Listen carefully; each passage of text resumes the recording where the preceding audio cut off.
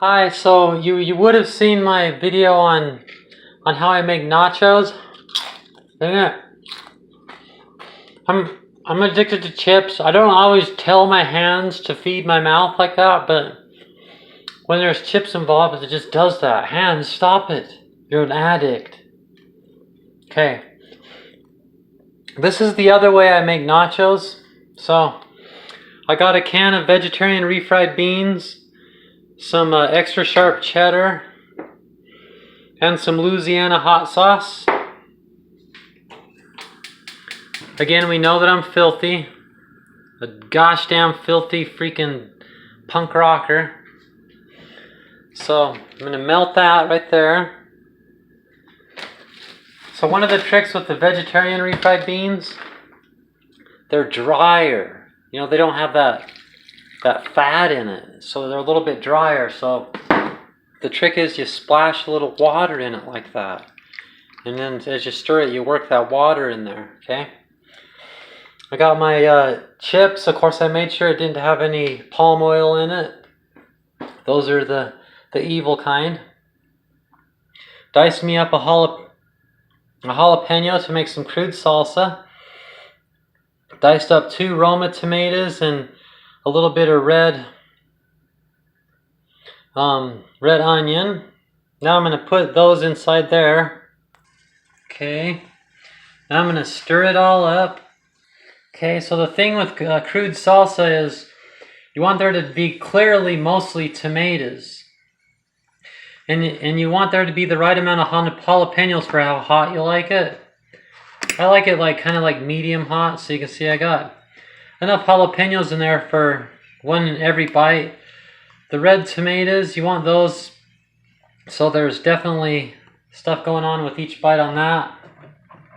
Okay. Now I'm going to get some olive oil.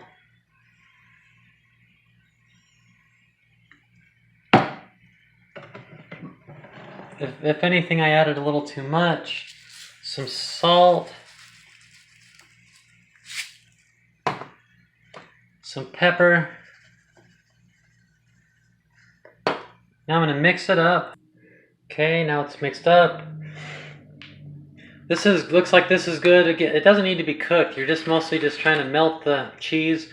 If you cook it too much, then it burns on the bottom and it's really hard to clean. So I'm going to taste it.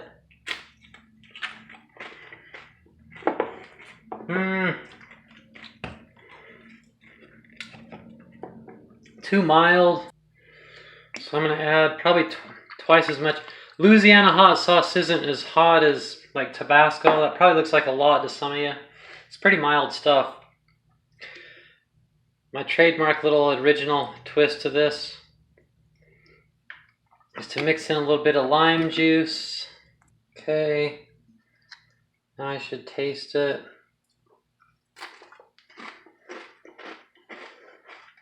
Okay. Good, perfect. Okay. Now I've got to taste this. See if it's good. This stuff should be delicious. Like when I want to make this, this is what I'm usually drooling over, the thought of making.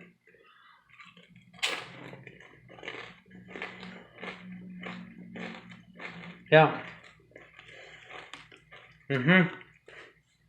That's the stuff.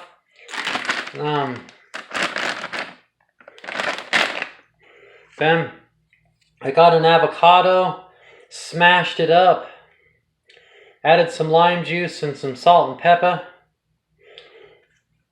Okay, so notice everything's in a Tupperware. Okay, so now I got the bean dip in a Tupperware. See, with a Tupperware, you get these microwave safe Tupperwares. You never know how much you're going to eat. That's a lot of bean dip. When I'm done, boom. I can just throw a lid on it, throw it in the fridge. Am I going to eat all that? I don't know. Boom. If I don't, throw that in the fridge. You can even stack them all with lids on. Crude salsa. Am I going to eat all that? I don't know. Throw a lid on it. Throw it in there. See? Okay. So here it is. Got the bean dip. Got the crude salsa. Got the avocado. The chips. See, so this is actually, like, once you've eaten it this way, nachos, like, why would you eat traditional nachos? Traditional nachos, it gets all over your fingers. The chips get all soggy. You can't even tell there's any chips anymore because it's just all soggy. You can't put very much salsa on it because it just gets soggy. I guess you can dip your chips in the salsa, but just this way you end up eating more avocado, you end up eating more vegetables altogether, and you end up eating more dip. You just, like these three things, you eat more of these things and less of these things. And these are the least healthy part of the meal. Besides that, it's cleaner to your fingers, and I think it just tastes better. It keeps these ingredients taste fresher and crisper.